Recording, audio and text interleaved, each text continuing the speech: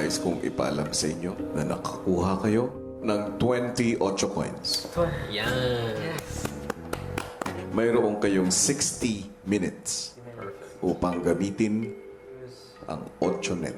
Gusto ko ring malaman ninyo, marami ang response na nakuha na galing sa inyong panawagan. Pupunta kayo sa task room. Ipapakita ko sa inyo ang ilang resulta. 11 ang makikita ninyo.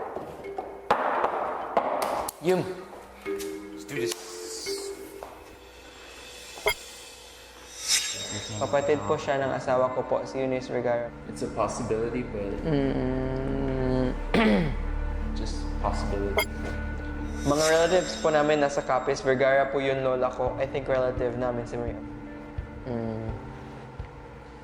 See, that's also another just a possibility. Yeah. Ako din. We don't know if the fake news. Lucero po si Eunice Vergara. Sabi ni Mama at Papa, kilala po siya. Sabi na buntis kasi siya dati. That's the Yeah. eye-catching statement. As opposed to the last one, it put information, it backed up the statement. Yan po yung totoong Eunice Vergara na nanay ni Marie. Leslie Vergara Relosa. Since her last name there is Religiosa, it's possible she could have remarried. We have a source po from Capiz and he said, anak niya si Eunice Vergara, and we will contact him po to confirm. Can we message this page po ba personally for the updates from this person na tatay daw ni Eunice? Oh, I like this one. Matapos basahin ang mga komento ay agad na nag-reply ang mga boys sa mensaheng malakas para sa kanila.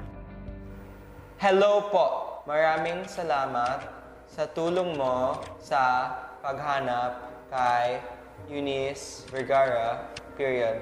Meron po ba po kayong mas malawak na impormasyon tungkol dito? Shift Enter. Si Eunice Vergara na taga Cerro Hamindan, Capiz na nabuntis noon at pinaampon ang anak na si Marie Arman.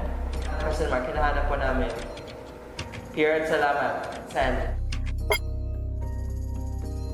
Pwede nyo bang ma-contact ang kapatid ng asawa mo? Question mark. Kung siya ang ina ni Marie, salamat. Send.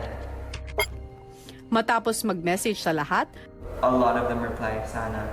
Wala ka na sa kanila. Boys, nasa confession room.